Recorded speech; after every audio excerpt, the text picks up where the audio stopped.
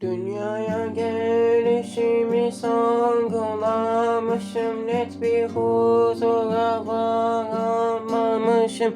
Aşka gülerken yaramı dağıtmışım. Şu halimle yaranamamışım.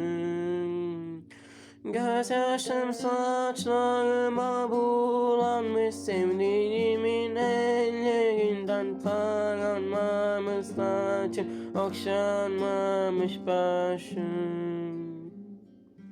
Omuzuna yaslanamamışım, umuduma bağlanamamışım. Hayallerime aldanmışım, gerçeklerle sarsılmışım.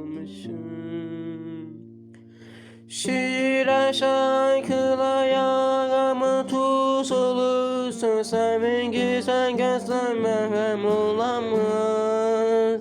Şiirler, şarkılar yaramı tuz olur mu? Sözler ve güzel gözler merhem olamaz.